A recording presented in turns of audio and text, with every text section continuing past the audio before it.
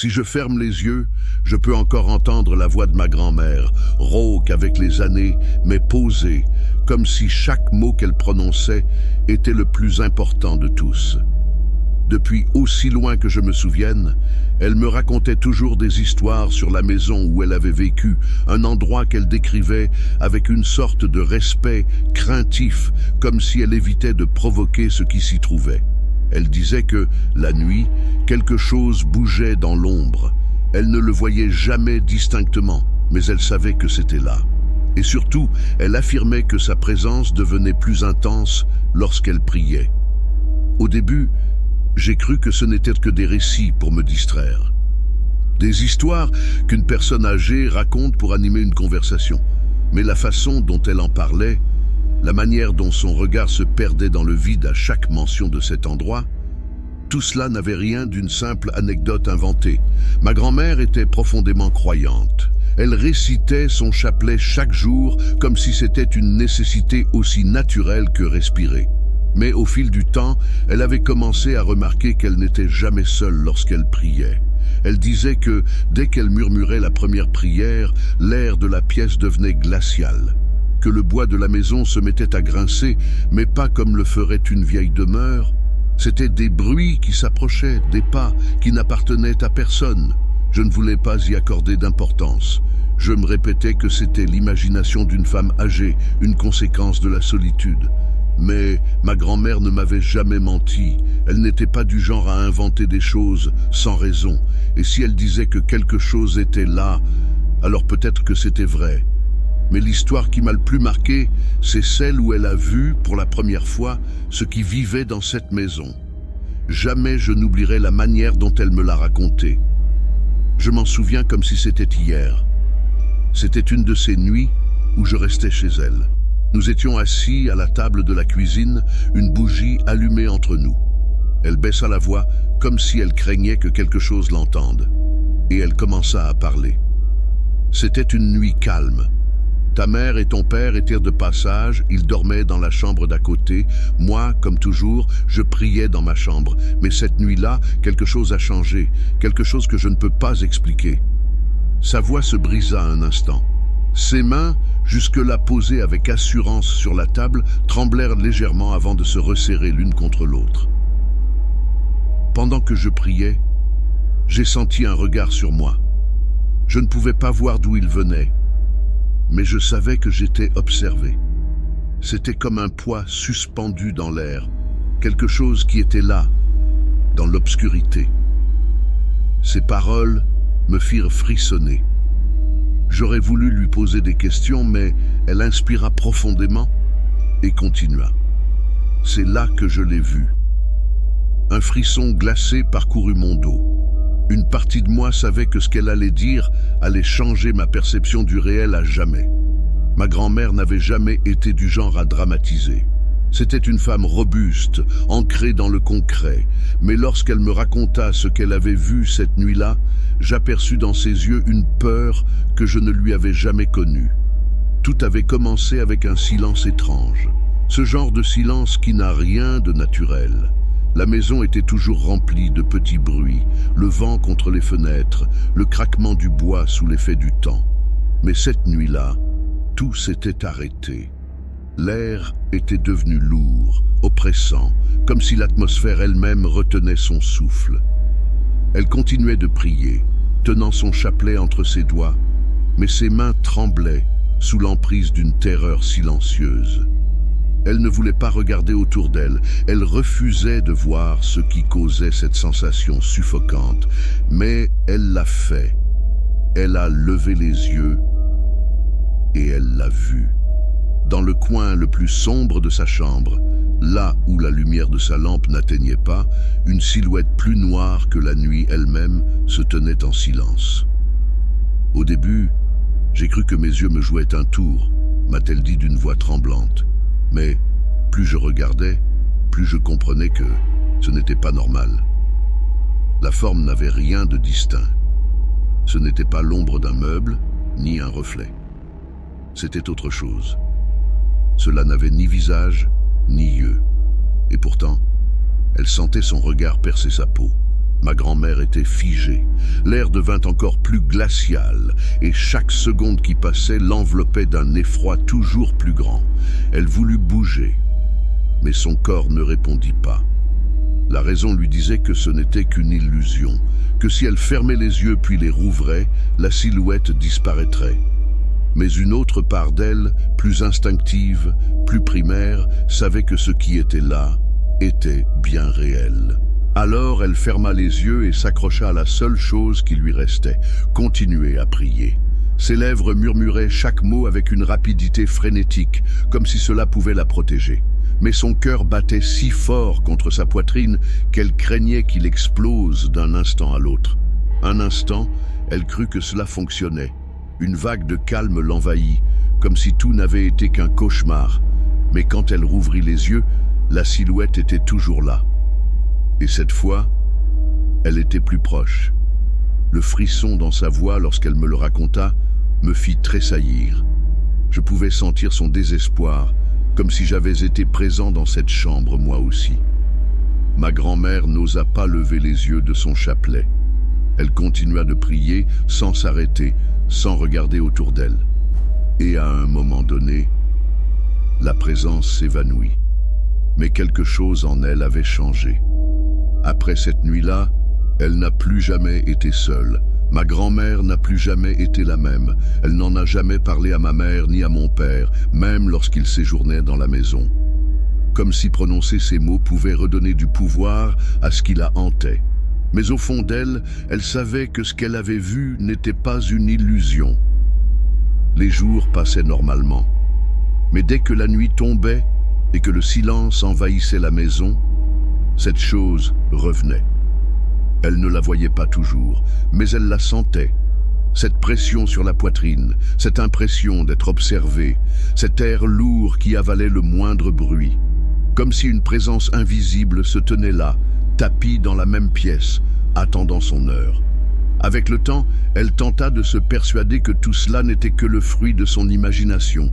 Peut-être qu'après tout, ce n'était qu'un mauvais rêve. Mais alors, cela recommença. C'était une nuit comme les autres. Comme toujours, elle prit son chapelet et entama sa prière. Tout semblait normal jusqu'à ce que l'air se fige soudainement, devenant glacial. Elle sut immédiatement qu'elle n'était pas seule. Mais cette fois, ce n'était pas dans un recoin sombre de la pièce, c'était juste à côté d'elle. Ma grand-mère se pétrifia. Un frisson parcourut son dos lorsqu'elle comprit que cette oppression ne venait plus d'un coin éloigné. C'était là, juste à côté de son lit. Elle ne voulait pas voir, mais elle savait que c'était là. Elle tenta de l'ignorer, de poursuivre sa prière, mais chaque mot qu'elle murmurait rendait l'air encore plus lourd. C'est à ce moment-là qu'elle le sentit. Un léger affaissement du matelas, comme si quelqu'un s'était assis à côté d'elle. Ma grand-mère déglutit avec difficulté. Ses mains tremblaient sur son chapelet. Elle ne pouvait pas bouger, elle ne pouvait pas parler. Tout ce qu'elle pouvait faire, c'était attendre. Et puis quelque chose d'autre se produisit. Un murmure. Ce n'était pas des mots, ce n'était pas une voix humaine. C'était un son grave, distordu, comme si quelque chose tentait d'imiter le langage humain sans savoir comment s'y prendre. La peur l'immobilisa complètement. Elle ne dormait pas. Ce n'était pas un rêve. Elle savait que si elle ouvrait les yeux, elle le verrait de près. Alors, elle ferma les paupières avec force et se mit à prier de toutes ses forces. Minute après minute, la sensation devint insupportable. Le murmure persistait, comme si quelque chose lui parlait directement à l'oreille. Puis, soudainement, tout s'arrêta. L'air retrouva sa température normale, la maison retrouva ses bruits habituels. Et lorsqu'elle ouvrit les yeux, il n'y avait plus rien. Mais cela ne signifiait pas que la chose était partie. Cette nuit-là, ma grand-mère comprit une vérité terrifiante. L'ombre se rapprochait. Et pire encore, elle le faisait de plus en plus vite. Après cet événement, ma grand-mère cessa de dormir dans le noir. Elle n'en parlait pas, mais je l'avais remarqué. Chaque fois que je passais la nuit chez elle, la lampe de chevet restait allumée jusqu'à l'aube, comme si l'obscurité elle-même l'effrayait. Le jour, tout semblait normal. Elle marchait dans la maison, préparait ses repas, vaquait à ses occupations quotidiennes. Mais dès que le soleil disparaissait, quelque chose changeait en elle. Chaque nuit, son rituel était le même. Elle verrouillait les portes, s'assurait que les fenêtres étaient bien fermées. Puis elle restait assise sur son lit, tenant son chapelet entre ses doigts, hésitant à prier. Parce que ce qui l'effrayait le plus, c'était que l'ombre n'apparaissait que lorsqu'elle priait. Jamais quand elle était occupée, jamais lorsqu'elle regardait la télévision, seulement lorsqu'elle prenait le chapelet et murmurait les premières paroles. C'était comme si quelque chose attendait ce moment, comme si, en priant, elle l'invoquait. D'abord, elle essaya de l'ignorer. Elle pensa que peut-être, en feignant que rien ne se passait, la chose finirait par disparaître. Mais ce ne fut pas le cas. À chaque tentative de prière, cette sensation d'être observée revenait. Parfois, ce n'était qu'une pression dans l'air, un poids sur la poitrine. D'autres fois, un léger craquement du bois, comme si quelque chose bougeait dans la maison. Mais ce n'était jamais quelque chose de tangible, jamais quelque chose qu'elle pouvait voir clairement. Et c'était bien ça le pire, car même si elle ne le voyait pas, elle savait que c'était là. Une nuit, elle décida d'en avoir le cœur net. Elle prit son chapelet, le tint fermement entre ses doigts et commença à prier. Et aussitôt la sensation revint, le froid soudain, ce silence absolu. C'était la preuve que tout cela était réel. Cette nuit-là, elle comprit qu'elle ne prierait plus jamais dans le noir. Mais ce qui la terrifiait le plus, c'était qu'elle sentait encore cette présence, même sans prier. Il n'était plus question de réciter des prières ou non. Quelque chose était déjà là, quelque chose qui n'avait pas l'intention de partir. Et même si ma grand-mère ne l'a jamais avoué à voix haute, je sais qu'elle en était venue à accepter une réalité effrayante. Elle n'était plus seule. Après cette nuit, la vie dans la maison changea. Ce n'était plus seulement une sensation d'être observée ou un frisson glacial. Désormais, des choses commençaient à bouger toutes seules. Au début, ce furent de petits détails, une assiette déplacée, une chaise légèrement décalée, une porte entr'ouverte au matin, alors qu'elle était sûre de l'avoir bien fermée. Des choses anodines, si elles n'avaient pas commencé à se produire de plus en plus fréquemment. Mais le pire arriva quand les objets commencèrent à tomber sans explication. Un après-midi, alors qu'elle faisait la vaisselle, un bruit sourd retentit dans le salon. Elle accourut pour voir ce qui s'était passé et trouva un cadre photo sur le sol. C'était une image de ma mère et moi, enfants. Le verre était brisé en 1000 morceaux. Elle le ramassa avec précaution, mais lorsqu'elle leva les yeux vers l'étagère d'où il était tombé, son sang se glaça. Il y avait d'autres objets à côté, et aucun n'avait bougé. C'était comme si quelqu'un avait pris cette photo précisément et l'avait jetée au sol. Ce fut la première fois qu'elle en eut la certitude. Cette présence n'était pas passive. Elle voulait attirer son attention. Les jours passèrent et les incidents se multiplièrent. Les portes des placards s'ouvraient toutes seules, les lumières clignotaient, des bruits de pas résonnaient dans le couloir en pleine nuit. Mais le pire arriva une nuit alors qu'elle essayait de dormir. Allongée sur son lit, les paupières closes, elle tentait d'ignorer la peur qui la rongeait depuis des semaines. Et c'est alors qu'elle entendit le bruit le plus terrifiant de tous. Un murmure, faible, presque imperceptible, juste à côté de son oreille. Ce n'était pas une voix distincte, c'était comme si quelqu'un essayait de lui parler, sans parvenir à former de véritables mots. Ma grand-mère se figea. Elle n'osa pas bouger. Elle serra les paupières, espérant que ce ne soit que son imagination. Mais alors, elle sentit quelque chose d'encore plus effrayant. Une pression légère sur le matelas, comme si quelque chose d'invisible s'était assis à ses côtés. Elle ne cria pas. Elle ne bougea pas. Elle savait qu'elle ne pouvait rien faire. Alors, elle s'accrocha à sa foi et attendit. Quelques secondes plus tard, le poids disparut, mais elle savait déjà la vérité. Ce n'était pas son imagination. Elle ne délirait pas. Quelque chose était là, et cela devenait de plus en plus fort. Ma grand-mère ne parla jamais de cette nuit à qui que ce soit. Mais au fond d'elle, elle savait que plus rien ne serait comme avant. Ce qui hantait sa maison n'était plus simplement une ombre silencieuse. Il voulait se manifester. Et le pire était encore à venir. Une nuit paisible. La maison était plongée dans un silence complet, seulement interrompu par le tic-tac du vieux pendule du salon. Ma grand-mère tentait de dormir, mais l'insomnie la tourmentait. Elle se retournait dans son lit, incapable de se débarrasser de cette sensation oppressante. Puis, elle sentit un frisson. L'air devint glacial. Cette oppression familière s'abattit sur elle, mais cette fois, elle était plus forte que jamais. Par instinct, elle ferma les yeux. Elle ne voulait pas voir, elle ne voulait pas savoir ce qui était là. Mais lorsqu'elle tenta de bouger, elle se rendit compte qu'elle ne pouvait pas, ses bras, ses jambes, paralysés. Puis, elle le sentit, un souffle glacé contre son oreille. Elle n'était pas seule. C'était absurde. Toute sa vie, elle avait cru que la prière était son bouclier, que lorsqu'elle priait, elle trouvait refuge, que sa foi était la seule chose qui la gardait en sécurité. Mais à présent, tout semblait indiquer le contraire. Parce que le plus terrifiant n'était pas la présence elle-même. C'était ce schéma, ce cycle inexorable. Chaque fois qu'elle priait, elle le sentait plus proche. Chaque fois qu'elle saisissait son chapelet, quelque chose réagissait. La pensée la frappa comme une gifle glaciale. Et si ce n'était pas sa foi qui la protégeait, mais ce qui l'attirait, l'idée la suffoquait. Elle ne voulait pas y croire. Elle ne pouvait pas y croire. Mais la vérité était implacable. Peu importait combien de fois elle essayait, chaque prière ramenait cette chose dans la maison. Cette nuit-là, elle prit la décision la plus difficile de sa vie. Elle posa son chapelet sur la table et décida qu'elle ne prierait plus jamais sous ce toit. Les premiers jours furent étranges. Elle se sentait incomplète. C'était comme si on lui avait arraché une partie d'elle-même. La prière était son refuge, son réconfort, son lien avec quelque chose de plus grand.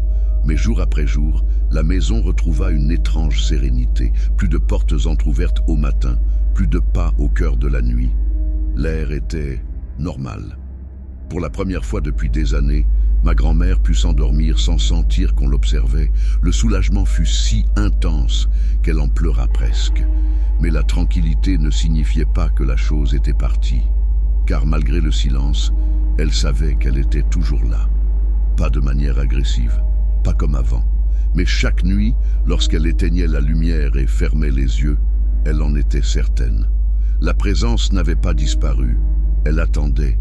Et la question qu'elle n'osait jamais formuler à voix haute était la suivante. Qu'attendait-elle? Les jours passèrent, et avec eux, la routine de ma grand-mère reprit son cours. Ou du moins, c'est ce qu'elle essayait de se dire. Elle avait cessé de prier, et avec cela, les phénomènes étranges avaient semblé cesser. Mais au fond d'elle, elle savait que cela ne signifiait pas que tout était terminé. Elle pouvait répéter autant de fois qu'elle voulait que la maison était calme. Mais dans le silence de la nuit, elle sentait encore quelque chose. Ce n'était plus des murmures, ni des mouvements sur son lit, mais c'était là, dans l'ombre d'un coin de sa chambre, dans la cuisine, lorsque la dernière lumière s'éteignait, dans le reflet des miroirs, lorsqu'elle passait devant. Elle ne le voyait pas, mais elle le ressentait. Une pression constante, un poids invisible sur sa poitrine, une intuition qui la hantait. Ce n'était jamais parti. Seulement, maintenant, ça ne se montrait plus. Et c'était pire encore. Avant, elle savait où c'était. Avant, quand elle priait, elle savait que ça se manifesterait. Désormais, l'incertitude la rongeait. Elle ne savait pas si c'était proche ou lointain, si c'était en veille ou en train de l'observer. Mais elle savait une chose avec certitude. Quelque chose attendait. Mais attendait quoi? Une nuit, alors qu'elle dormait, elle se réveilla en sursaut. Pas à cause d'un bruit, pas à cause d'un choc, mais à cause d'un pressentiment. L'air était différent, ni froid, ni oppressant, juste anormal. Elle tourna lentement la tête sur l'oreiller et fixa le coin sombre de la chambre. Vide. Mais aucun soulagement ne vint, car il ne s'agissait pas de voir, il s'agissait de sentir. Et à cet instant, ce qu'elle ressentit fut bien pire que toutes les ombres ou tous les murmures. Elle savait que quelque chose la regardait, et même si elle ne pouvait pas le voir, elle savait que si elle bougeait, ne serait-ce qu'un peu, cela comprendrait qu'elle savait. Alors, elle resta immobile, à l'écoute, retenant son souffle. Et à un moment donné, sans s'en rendre compte, elle s'endormit. Le matin venu, elle ouvrit les yeux avec une certitude glaçante. Quelque chose l'avait observée toute la nuit. Ce fut à cet instant qu'elle comprit la vérité. Peu importait ce qu'elle faisait, peu importait qu'elle prie ou non. Ce qui vivait ici n'était jamais parti. Il avait simplement appris à attendre. Les années passèrent et ma grand-mère ne parla plus jamais de cette histoire. Non pas parce qu'elle l'avait oubliée, mais parce qu'elle savait que rien ne pouvait être fait. La présence était toujours là, mais elle avait cessé de lutter.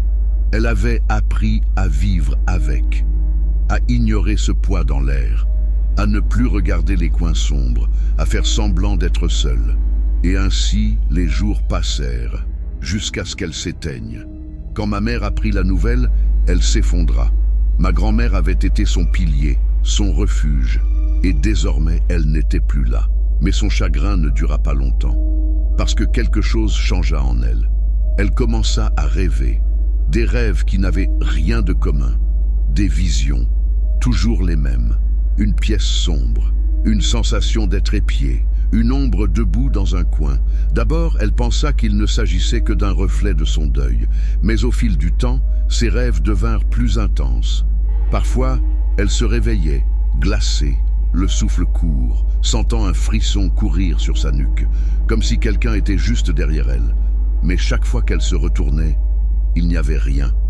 Les nuits devinrent insoutenables. Elle ne trouvait plus le sommeil. Et puis, un matin, elle se réveilla avec une certitude qu'elle aurait préféré ignorer. Ce n'était plus un rêve, ce n'était plus une simple impression. Ce que ma grand-mère avait fui toute sa vie, ce qui l'avait tourmenté jusqu'à son dernier souffle, n'était plus dans cette maison. Il avait trouvé un nouveau foyer, il était avec elle. Les semaines suivantes furent un véritable cauchemar. Ma mère évitait d'être seule, mais cette sensation oppressante ne la quittait jamais. Même lorsqu'elle était entourée de monde, il y avait ces instants où un frisson glacé parcourait son dos, comme si quelque chose d'invisible l'observait depuis un coin de la pièce. Mais le pire arriva une nuit. Elle était assise dans le salon, regardant la télévision, quand soudain, l'écran s'éteignit tout seul. Son reflet apparut dans l'écran noir, et quelque chose d'autre, quelque chose debout juste derrière elle. Elle hurla et alluma immédiatement la lumière, mais il n'y avait personne. Elle tenta de se convaincre que ce n'était qu'un jeu de son esprit. Mais cette nuit-là, elle se réveilla, incapable de bouger. Et à cet instant, elle ressentit exactement la même chose que ma grand-mère. Un souffle glacial contre son oreille, une présence assise sur son lit. Elle ne pouvait ni parler, ni crier, ni fuir. Elle ne pouvait qu'attendre. Et comme ma grand-mère avant elle, elle comprit ce que cela signifiait. Cette présence n'avait jamais disparu. Elle cherchait simplement quelqu'un à suivre. Et maintenant, elle l'avait trouvé. Ma mère ne parlait presque jamais de ce qu'elle vivait. Elle refusait de lui donner du pouvoir. Mais je le voyais. Elle dormait de moins en moins. Les lumières restaient allumées en permanence. Et malgré tous ses efforts pour cacher sa peur, celle-ci brillait dans ses yeux. Je savais que quelque chose la hantait, même si elle refusait de me le dire. Jusqu'à la nuit où tout changea. Ce soir-là, je la trouvais éveillée dans le salon, assise, immobile, le regard perdu dans un point fixe de la pièce. « Maman ?» soufflai-je, hésitant. Elle ne répondit pas tout de suite. Elle avala difficilement sa salive, puis, sans détourner les yeux, murmura « Il est là ». Un frisson me traversa. « Qui ?» Elle ne répondit pas. Elle se contenta de lever lentement la main et de pointer du doigt un coin sombre de la pièce, vide, mais au fond de moi, je sentis que quelque chose y était. Ce fut la dernière fois que nous parlâmes de tout cela. Quelques mois plus tard, elle s'éteignit.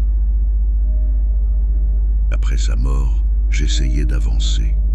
J'espérais que tout ce qu'elle avait vécu était parti avec elle.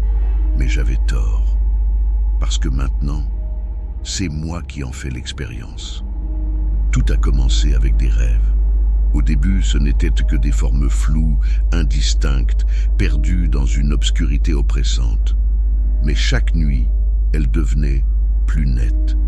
Et à chaque rêve, la présence se rapprochait.